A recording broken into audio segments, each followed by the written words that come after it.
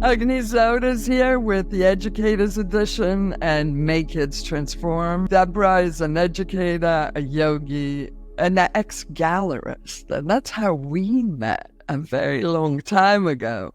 But you became my yoga student and then went into education, which I was, by the way, extremely thrilled because I was like, man, those kids are getting like this amazing hero that's going to inspire them. Can you tell me the story again about your student? Yeah. So I had a student who was having a difficult year and moved here from another state and wasn't excited to move, loved their state, had friends, had experiences, and, moved here in their senior year. How hard is that to do? I mean, come on, that's tough, but for a reason, and struggling with different issues. And so we were kind of getting to know each other. And so the project we're working on, that's what I was telling you about, were these little tiny drawings, 3 by 3 inches for a community connection through an organization that we work with.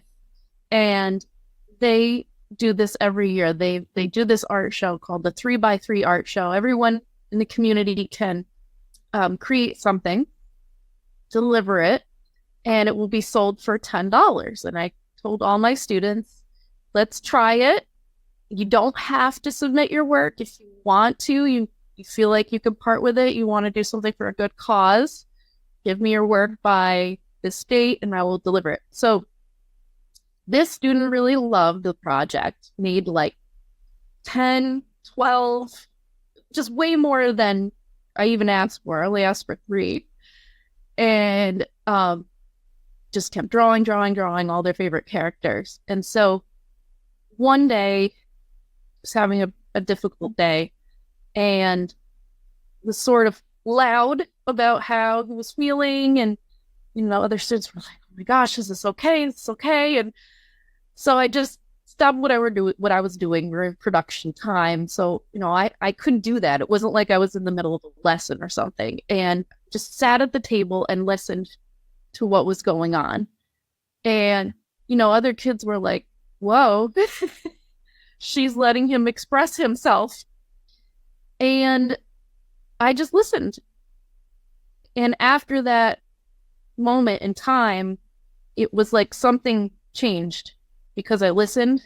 That's what I observed. He was more open to sticking around, after class. And I had sort of an agreement with another teacher where we could do that. He could kind of collect himself and then get to the next class. And so the ending of the story culminates with getting this tiny drawing delivered to me in my mailbox with a note on the back of it. And I was telling you how I was kind of emotional getting the note because it said on the note, "You were the light in my darkness this year."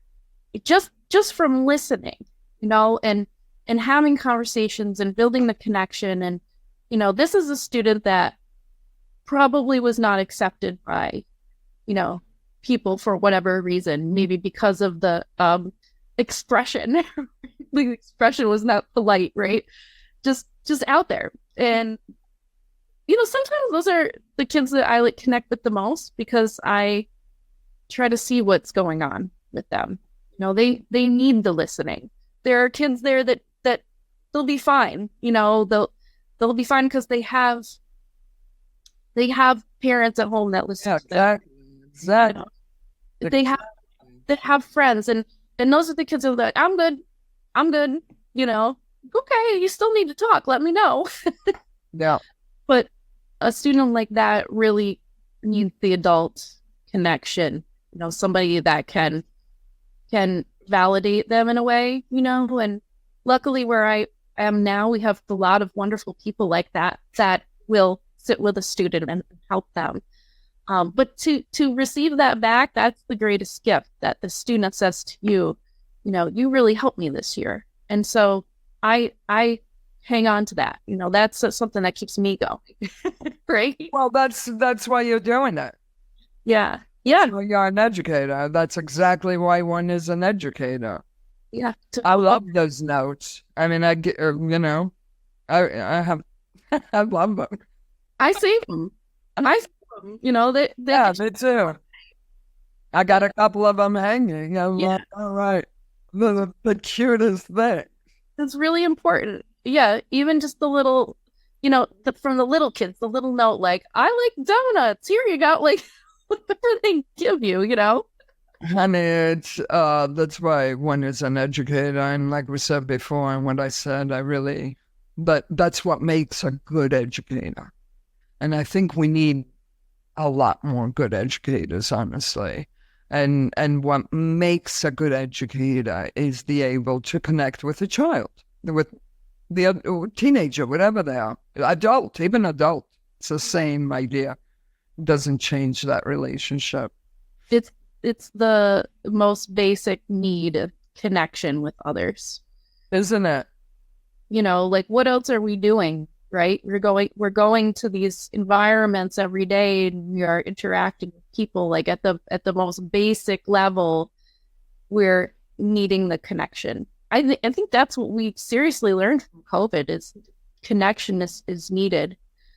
Going back to that conversation, because how lonely were we, in those environments?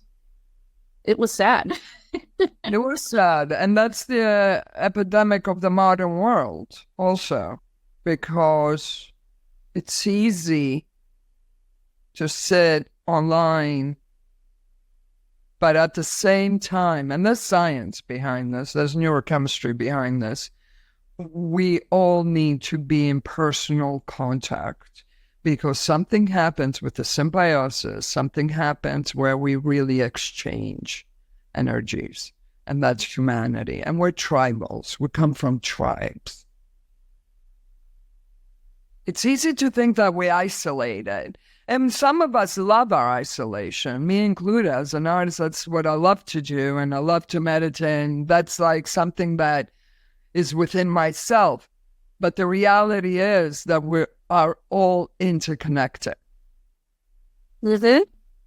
And we have to value that and participate as much, even if we don't feel like it, even if we're shy, even if we're this, whatever, Yeah, and those are sometimes the best days when you get out of bed and you go, I don't want to do this today.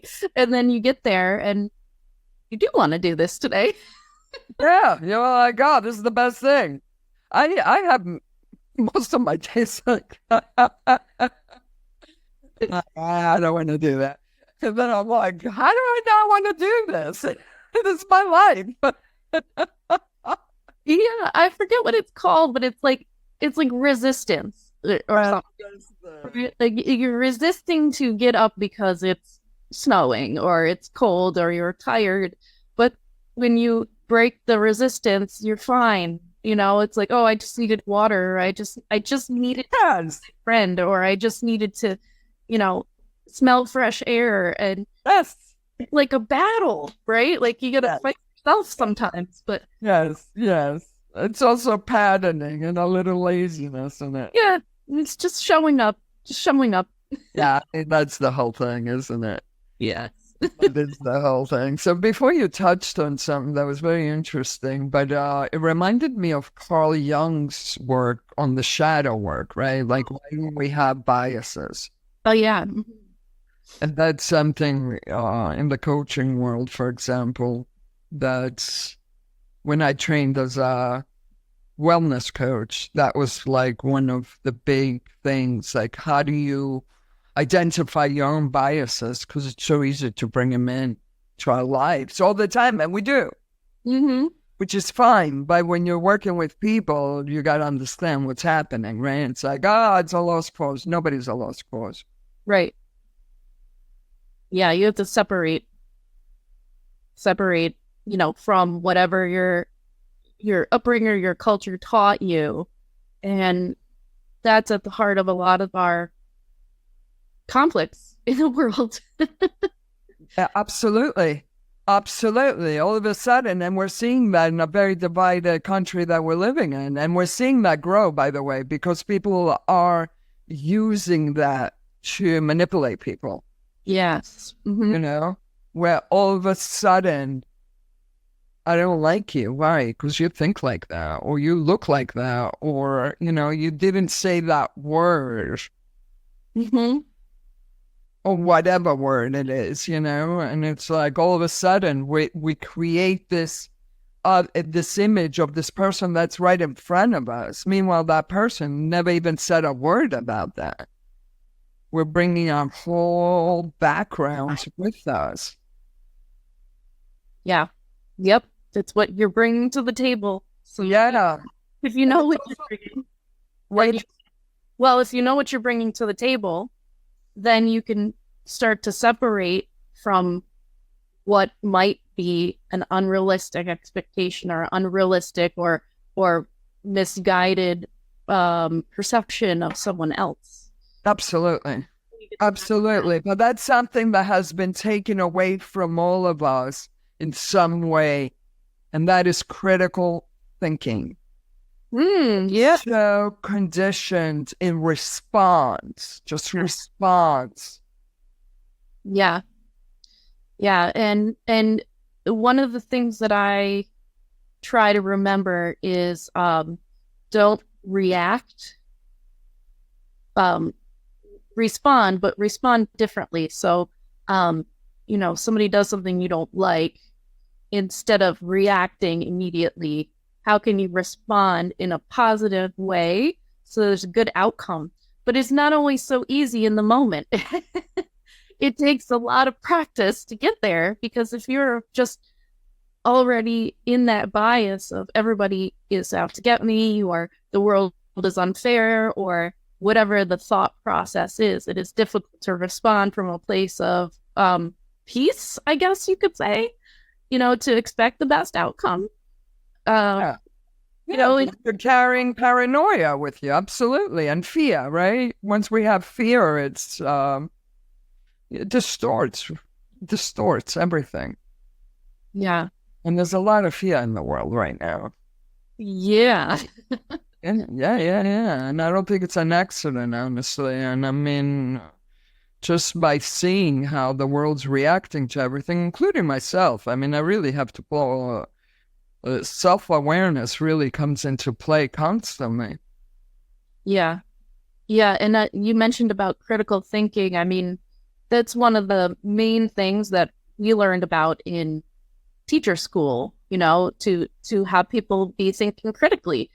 And when you have outside influences that aren't trying to think of the right wording here, aren't supporting, I guess, critical thinking, or you have other things in the world that are constantly bombarding you with, this is the right answer, or that is the right answer. You don't have time to think when there's things constantly bombarding you. So there's something that is lost in the way that we as a society, I think, are taking information in. What do you think that is? I don't know. I think it's just a lot of information in our current. So social media. Yeah, we have, television, movies, which I love television, movies, don't get me wrong. I love social media, music, videos, but it's constant, right? And we know this, and we have known this. And so if we're not regulating the amount of information that we are agreeing with or disagreeing with, then we're not thinking about it. We're just consuming all the time. And if you have never been taught to critically think, right? Like we were when we were younger, we didn't have all this stuff in our faces all the time. Nothing's filtered anymore. Then how are you going to see the world? How are you going to make decisions? So it's something I can only speak from one point of view on, because I'm me and I was born in a certain time period without all that stuff. But our kids they're digital citizens.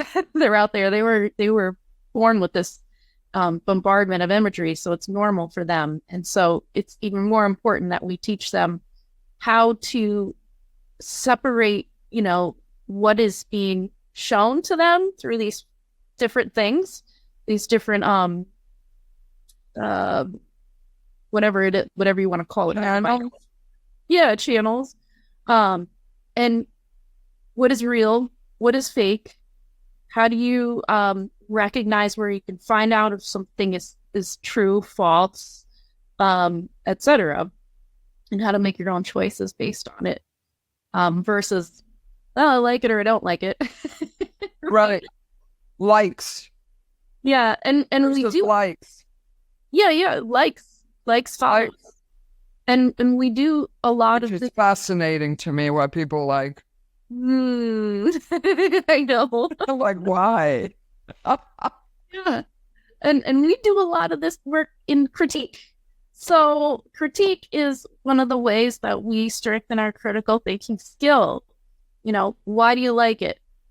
Tell me without I like it because it's cool. Elaborate, use some vocabulary, back up the reasoning why you're attracted to this particular work of art. Let's give a helpful and specific comment about the work. Can you bring in a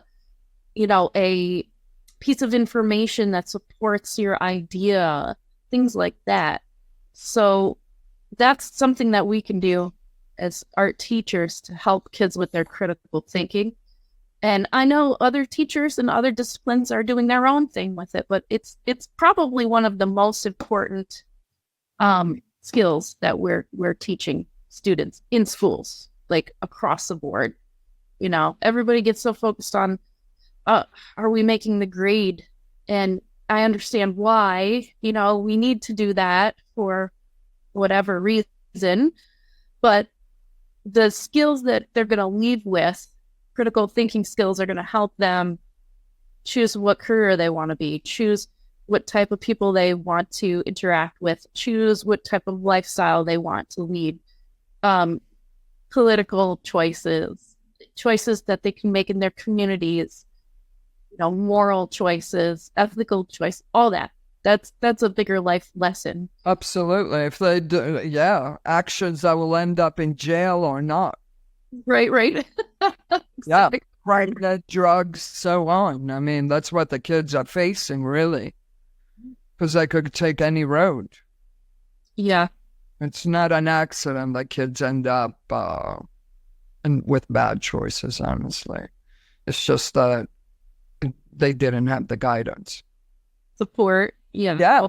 Sources, all those things. Yeah. And of course that comes mostly from the home. I mean, I'm a true believer in parenting and being an active parent. But given that aside, I mean, I feel also that educators have so much weight on them because they're like babysitting, they're psychologists, they're responding, and they're also teaching.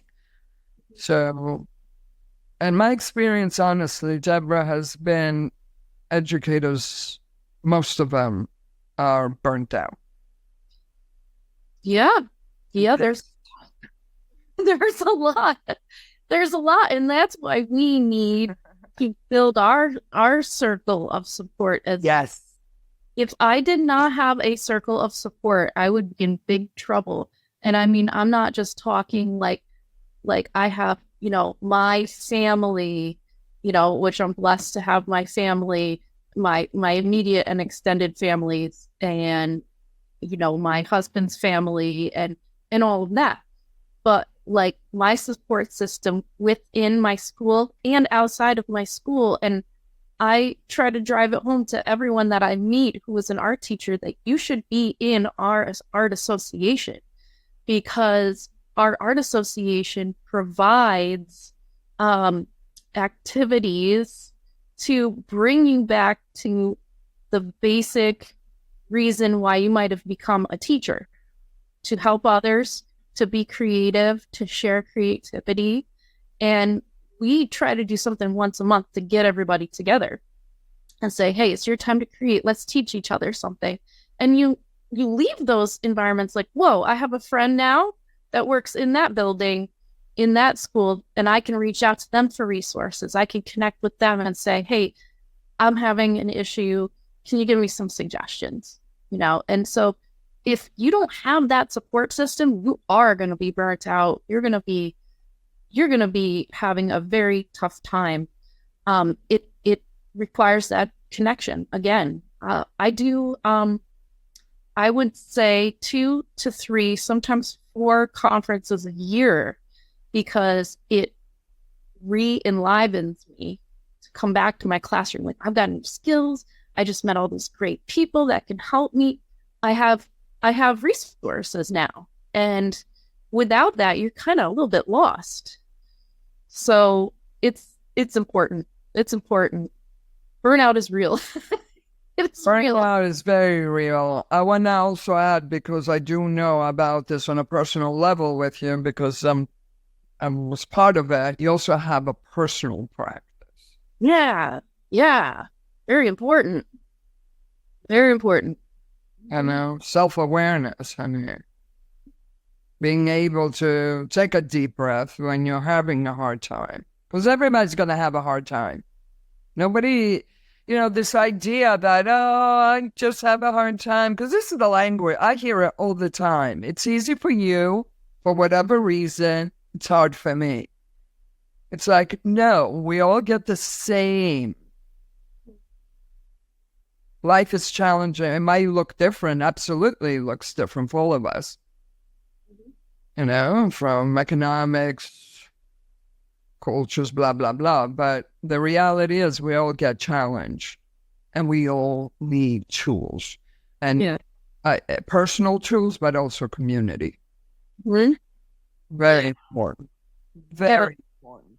And you might not get along with everybody, but you're going to find at least somebody. You're going to find somebody that you can talk to, text them, Facebook them, whatever, get a coffee with them, just share your practices or whatever, Actually, right now I have a group of ladies that I'm working with.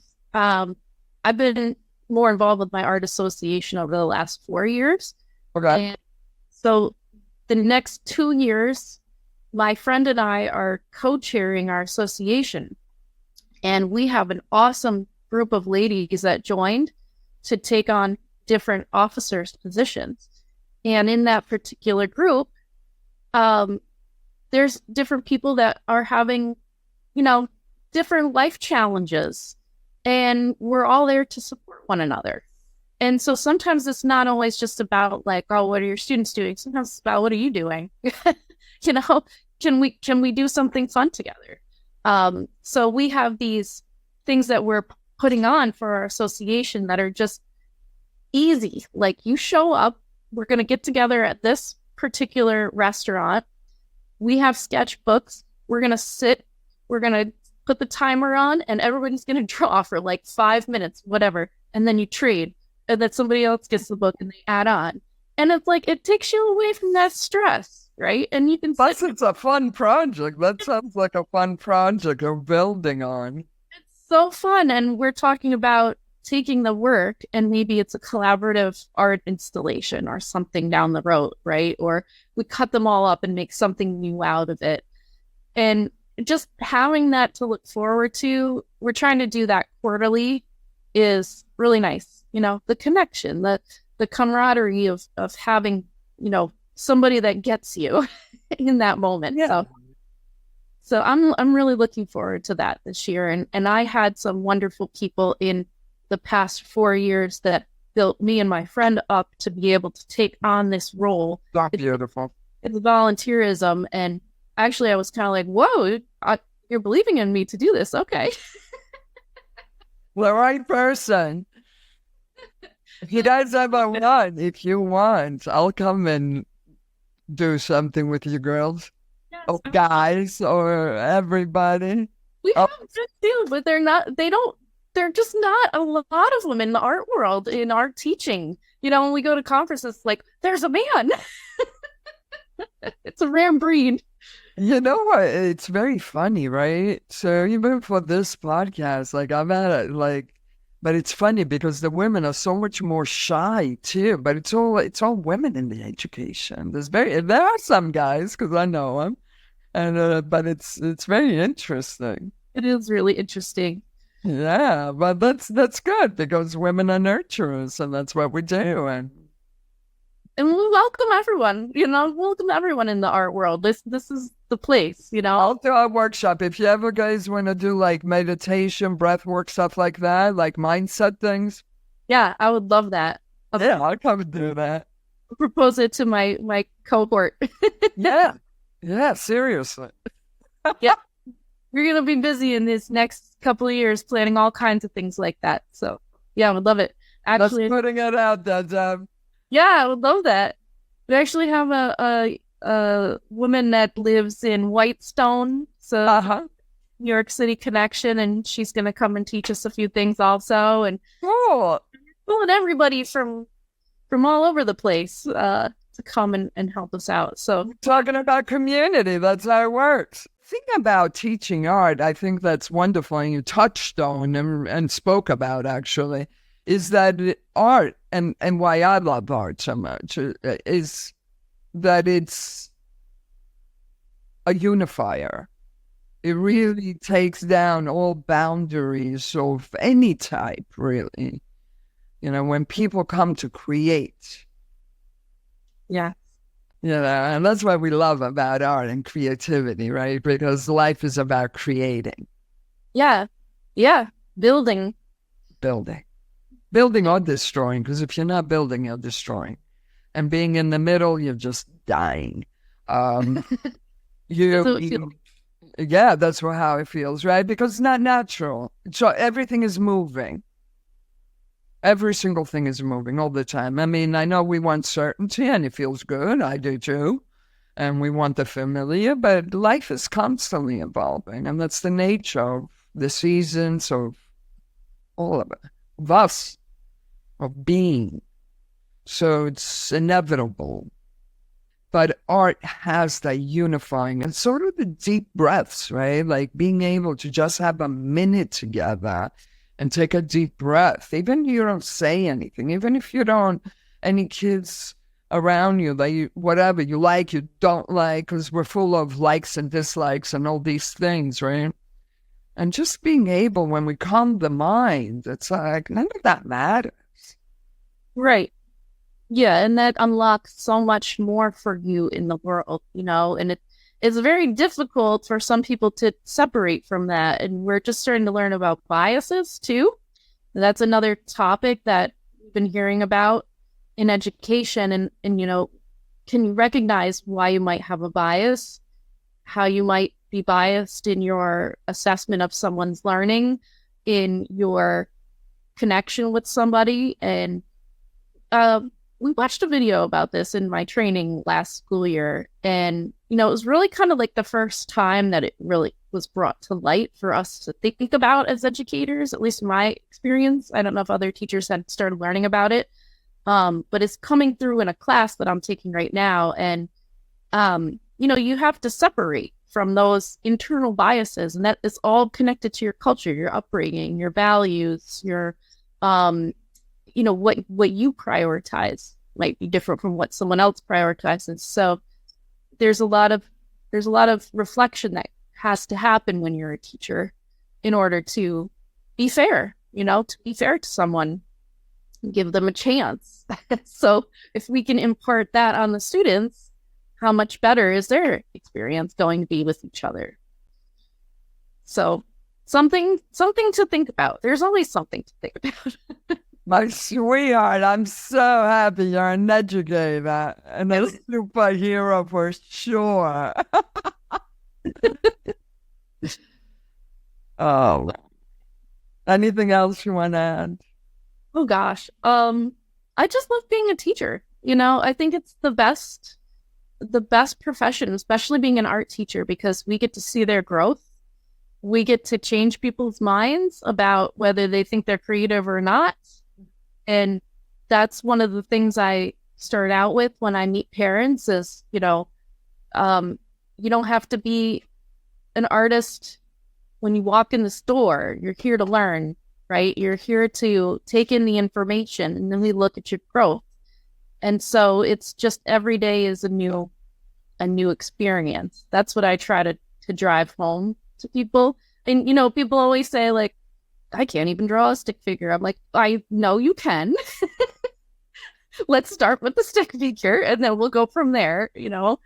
I wasn't, born with being able to teach realistically, or draw realistically either, but now I can do it. It's just practice. So it's breaking down the barriers to what you're able to do. So that's one of my biggest takeaways that I hope students remember from my class.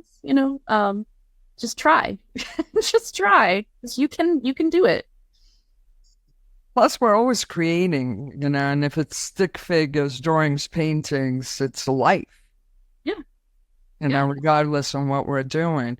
The thing that always fascinated me with kids and their creativity is in New York City, any of my students that I was like, all right, we're going to do in the M.A.Y Kids program, let's do a drawing, something. Everybody has to do a drawing, which I always make them do drawings on gratitude, what they're happy and what they love. It's like, what? Yeah, draw what you love. I don't know what you draw. You love something, find it. I don't care what it is. Just put it down. I can't draw. Put the word down. You'll figure it out. And then it opens up, right? But all of them, I like, I can't do it. Except like one or two that love drawing and they're really great and they're obviously going to go into art. And then I'm in India. Some of these kids never even held a pencil, and I'm not being dramatic. I'm really serious. It's or watercolors, whatever we're working with. They come out like with masterpieces, which I find fascinating. And those kids never drew in their life, and they actually cannot draw, but they could do masterpieces. Yeah. Because they're like looking at me. We don't even speak the same language. And I'm making like smiley faces and drawing like butterflies and I don't know, like elephants, like things that I love, flowers. And then they start going, oh. And that was always fascinating to me. And how I do that for myself, right? How we do that, how we get into our minds and we convince ourselves how I'm not good at this.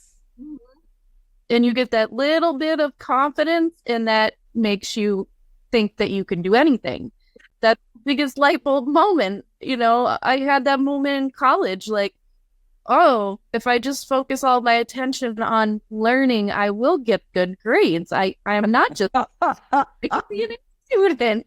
And it's like, wow. So you get that little bit and you want to hold on to it forever and just build on the growth, build on the growth and build on the growth. And that's priceless, the self-confidence that this kid can build, and I think you could apply that to any subject or any part of life. Yeah. But, we're lucky as our teachers to be able to do it, show kids that they can do this. You don't have to believe just because someone said you can't draw or you didn't come from a line of artists or you don't know anything about color or whatever. Doesn't mean that you can't learn it. Including pea color. I love that story. Oh, what a wonderful, wonderful, wonderful conversation. I think you have so much to teach students, youth, and maybe even more to educators.